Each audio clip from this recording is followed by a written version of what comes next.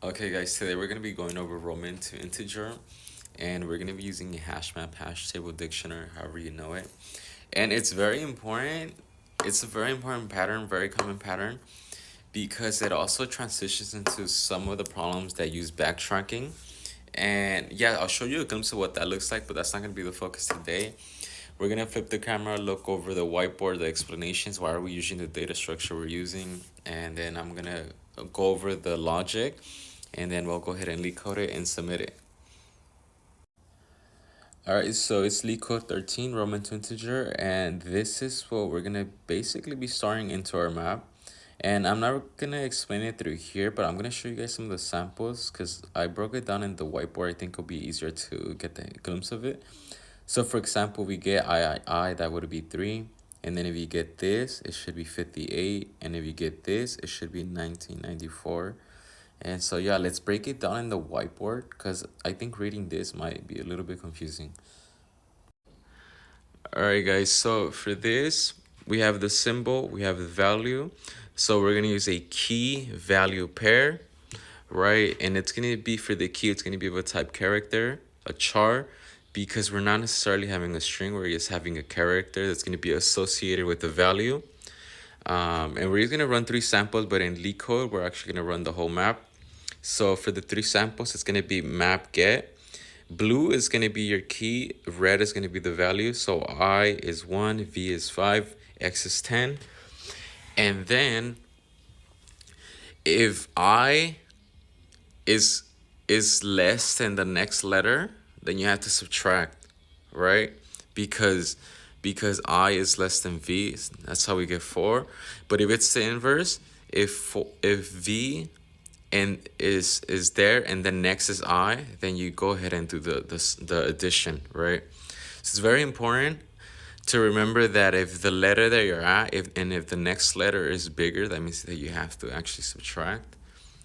And then for the code itself, n is going to be the length of the string that we're going to go ahead and parse. And then int sum is going to be the summation variable that we're going to return at the end. Because remember, this is going to be the return type, so we have to return an int. And then map is going to be a function that's going to return the Roman map of the key values. And this is going to be shown in LeetCode once again. And so you're going to do for int I equals 0 while I is less than your n plus plus I. And so this is really important. Let me... Okay, so as I was saying, this is really important. This little logic, that's going to be used throughout other LeetCodes.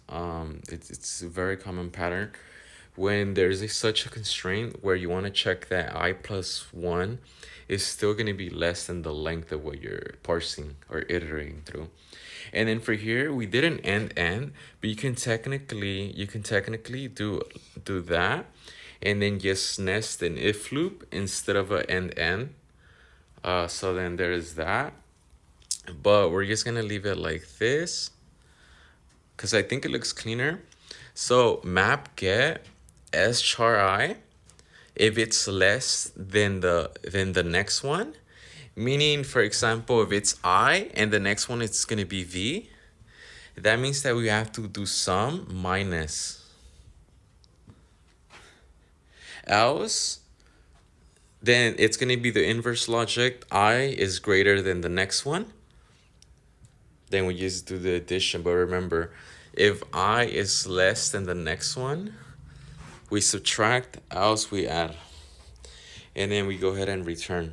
So yeah, let's go ahead and actually code this up so you can see this one more time. Okay, let's talk a little bit about the map. This is the map, and as I had mentioned, there was more than 3, so it's I through M, and as you can see here they are key value pairs. And then we're gonna return this map that we called Roman to Roman map, and we're just gonna call that instead of initializing just an empty map. So let's just get to coding. So int n is gonna be the s length, right? And then let's just get that map, and then it's gonna be once again map character to integer, and then Instead of doing new hash map, we're gonna do Roman map. Okay, and then for int I 0, while I is less than n plus I, iterate through it. Okay, and then what we're gonna go ahead and do now is we're gonna check if I plus 1 is less than n. We're gonna do something.